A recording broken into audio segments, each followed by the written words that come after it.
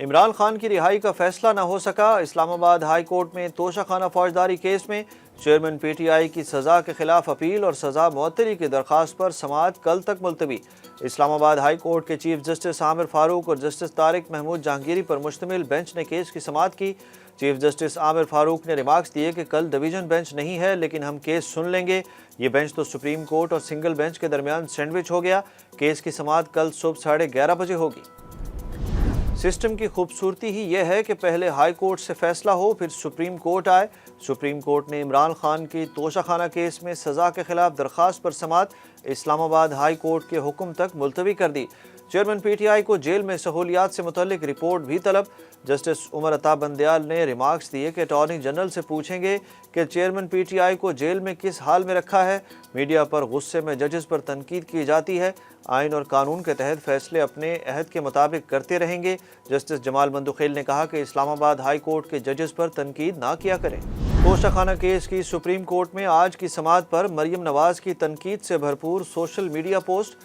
Chief justice Umar Ata Bandial کے عمران خان کو jail میں سہولیات کے حوالے سے استفسار پر مریم نواز نے چیف جسٹس سے سوال کیا کہ پچھلی بار آپ نے توشہ خانہ چور کو ریسٹ ہاؤس شفٹ کیا تھا، اس بار ہوٹل کیسا رہے گا؟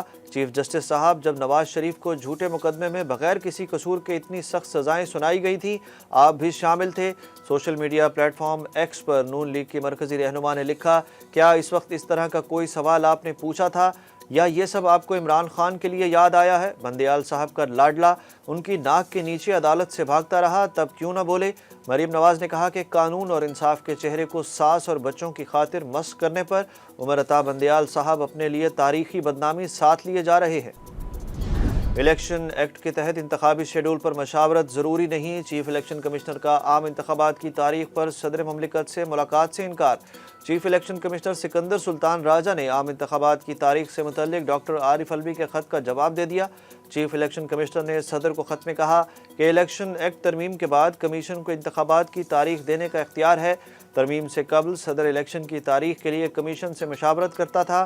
خط میں مزید کہا گیا کہ آئین کے آرٹیکل 48(5) کو آئین کے آرٹیکل 58(2) کے ساتھ پڑھا جائے، وزیر اعظم کی سفارش پر اسمبلی تحلیل کی جائے تو کمیشن کو عام انتخابات کی تاریخ دینے کا اختیار ہے۔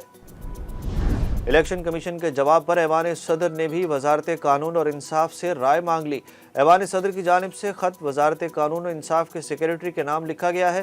وزارت قانون کو لکھے گئے خط میں کہا گیا کہ الیکشن کمیشن کا موقف ہے کہ الیکشن کی تاریخ دینے کا اختیار صرف الیکشن کمیشن کے پاس ہے۔ ایوان صدر نے صدر مملکت کے کل کے خط کے جواب میں الیکشن کمیشن کے موقف پر رائے مانگی ہے۔ الیکشن کمیشن کی انتخابات اور حلقہ بندیوں پر سیاسی جماعتوں سے مشاورت کا آغاز۔ پی ٹی آئی نے الیکشن کمیشن کے سامنے 3 نکات رکھ دیے۔ الیکشن کمیشن کے باہر میڈیا سے گفتگو کرتے ہوئے پی ٹی آئی کے بیرسٹر علی ظفر نے کہا کہ ہم نے میٹنگ میں کہا نئی مردم شماری کے بعد حلقہ بندیاں نہ کروائی جائیں، نئی مردم شماری اور حلقہ بندیاں منظور نہیں۔ الیکشن مہم کے دوران پارٹی پرچم لہرانے کی اجازت دی جائے۔ جے یو آئی کا وفد مولانا عبدالغفور حیدری کی سربراہی میں الیکشن کمیشن پہنچا۔ دوسری جانب پاکستان میں منصفانہ عام انتخابات کے لیے امریکہ نے حمایت کی یقین دہانی کرا دی۔ ترجمان الیکشن کمیشن کے مطابق امریکی سفیر ڈونلڈ بلوم نے الیکشن کمیشن آف پاکستان کا دورہ کیا اور چیف الیکشن کمشنر سکندر سلطان راجہ سے اہم ملاقات کی۔ سابق وزیر اعظم نواز شریف کی ستمبر میں وطن واپسی کا امکان ختم ہو گیا۔ قائد نون لیگ کا فوری طور پر وطن واپس نہ آنے کا فیصلہ۔ ذرائع کے مطابق نواز شریف اور شہباز شریف کی ملاقات میں ستمبر میں وطن واپسی نہ کرنے پر اتفاق کیا گیا۔ الیکشن فروری 2024 میں ہونے کی صورت میں اکتوبر یا نومبر میں واپسی کی تجویز سامنے آ گئی۔ نواز شریف کا وطن واپسی پر لاہور میں لینڈنگ کرنے کا فیصلہ بھی کیا گیا۔ بٹگرام ریسکیو آپریشن میں حصہ لینے والوں کے اعزاز میں تقریب۔ نگراں وزیر اعظم انوار الحق کاکڑ نے آپریشن میں حصہ لینے والوں کو تعریفی اسناد دیں۔ نگران وزیر اعظم نے لفٹ میں پھنسنے والے بہادر طالب علموں کو بھی اعزازات سے نوازا۔ نگران وزیر اعظم نے کہا کہ لفٹ میں پھنسے بچے میرے بیٹے نور کی طرح ہیں۔ دنیا دیکھ رہی تھی کہ پاکستان اس مشکل گھڑی سے کیسے نمٹے گا۔ کوئی غلط فہمی میں نہ رہے، ملک محفوظ ہاتھوں میں ہے۔ پولیس کو عمران خان کو 9 مئی سے متعلق 6 مقدمات میں شامل تفتیش کرنے کی اجازت مل گئی۔ اے ٹی سی لاہور میں 9 مئی کو جلاؤ گھیراؤ کیسز کی سماعت ہوئی۔ دوسری جانب وکیل عبدالرزاق کیس میں چیئرمین پی ٹی آئی کو گرفتار نہ کرنے کا حکم برقرار۔ Chief justice Pakistan justice Umar Ata Bandial کی سربراہی میں 3 رکنی بینچ نے کیس کی سماعت کی۔ عدالت نے مدعی مقدمہ کے وکیل پیش نہ ہونے پر معاون وکیل کی التوا کی استدعا منظور کر کے عبوری حکم نامے میں چھٹیوں کے بعد تک توسیع کر دی۔ तारीख में पहली बार इंटरबैंक में डॉलर 300 रुपए की सतह अबूर कर गया। इंटरबैंक में आज डॉलर 58 पैसे महंगा होकर 300 रुपए 22 पैसे की तारीखी सतह पर जा पहुंचा। दूसरी जानिब ओपन मार्केट में डॉलर मजीद 3 रुपए महंगा होकर 315 रुपए का हो गया। दूसरी जानिब स्टॉक मार्केट में आज कारोबार का मस्बत रुझान 100 इंडेक्स 332 पॉइंट्स इजाफे के बाद 47,750 पर बंद हुआ।